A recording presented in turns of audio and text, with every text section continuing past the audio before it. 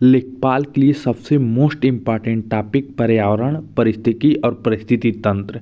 आइए समझते हैं ये क्या होते हैं।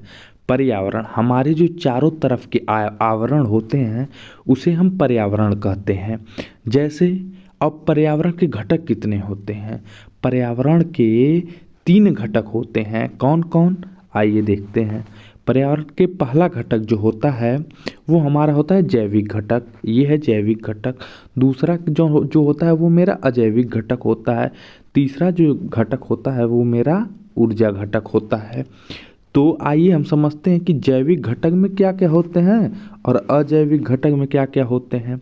तो जो जैविक घटक में हमारे होते हैं वो मनुष्य होते हैं, पशु होते हैं, वनस्पति होती है। और अजैविक घटक में मृदा, प्रकाश, हवा होते हैं।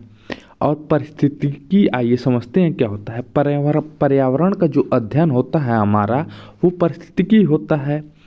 तो जिसमें हम पर्यावरण का अध्ययन करते हैं उसे ही हम परिस्थिति या इकोलॉजी कहते हैं। आइए अब हम समझते हैं परिस्थिति तंत्र क्या होता है। वह स्थान जहाँ पर इकोलॉजी की जाती है वो इकोसिस्टम या पारिस्थितिकी तंत्र कहलाता है। तो इकोलॉजी जहाँ की जाती है मीन्स जहाँ हम अध्ययन करते हैं वह जगह पारिस्थितिकी तंत्र कहलाता है। तो जैसे महासागर में हम कोई अध्ययन कर रहे हैं महासागर के बारे में तो वह जगह महासागरीय तंत्र कहलाएगा, पारिस्थितिकी तंत्र कहलाएगा। आइए अब समझते हैं कि प्रजाति क्या होती हैं। ये सब बहुत इंपॉर्टेंट चीज़ हैं। जब तक ये पूरा पढ़ेंगे नहीं तब तक हम लोग इन्वायरमेंट जो चैप्टर है उसे समझ नहीं पाएंगे। तो प्रजाति को स्पीशीज कहते हैं अंग्रेजी में। ऐसे जीव जो लैंगिक संबंध स्थापित करके एक ऐसे बच्चे को जन्म देते हैं जो उर्वर होते हैं वह जीव प्रजाति कहलाते हैं। अब जैसे इसमें क्या हो सकता है, जैसे अब हम ही लोग अगर मतलब कि किसी बच्चे को मान लो यार, जैसे जब संबंध बना के कोई बच्चा होगा तो वो उर्वर हुआ तो ही हम उसे प्रजाति कहेंगे। जैसे हम लोग होमो सैपियंस प्रजाति में आते हैं। जैसे कि घोड़ा और गधा जब मान लीजिए संबंध होता है उन लोगों का तो खच्चर पैदा होता है। तो जो खच्चर पैदा होता है वो जो है वो प्रजाति में नहीं आते हैं।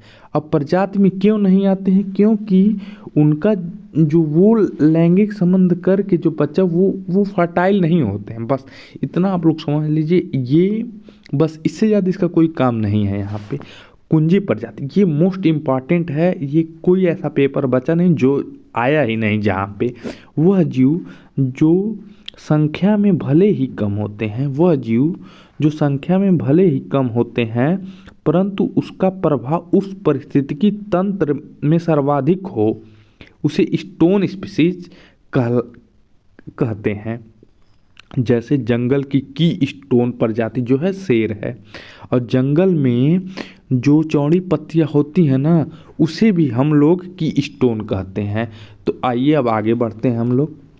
तो स्थानिक प्रजातियां किसे कहते हैं? किसी विशेष स्थान पर पाई जाने वाली विशेष प्रजाति उस स्थान की स्थानिक प्रजाति कहलाती है। जैसे जो बंगाल के टाइगर पाए जाते हैं ना वो स्थानिक प्रजाति होते हैं। तो जैसे अब कुछ भी मान लो जो जैसे सफ़ेद हाथी थाईलैंड में पाए जाते हैं वो वहाँ के स्थानिक प्रजाति हो गए। उसी तरह आवास और निकेत क्या होते हैं अब आइए ये समझते हैं। आवास को हैबिटेट भी कहा जाता है और निकेत को निके वह स्थान जहाँ पर सभी समुदाय ठीक है और सभी प्रजातियां एक साथ निवास करती हैं वो आवास कहलाता है। वह स्थान जहाँ विशिष्ट या केवल एक ही प्रजाति निवास करती है उसे निकेत कहते हैं। अब अगर ये वीडियो अच्छा लगा हो आप लोग लाइक और सब्सक्राइब जरूर करें, ठीक है। और अगर यहाँ से नहीं क्वेश्चन लड़ा ना तो कहीं से क्वेश्चन नहीं लड़ेगा। अगर इतना आप कर लिए तो आप लेखपाल 100% बन जाएंगे।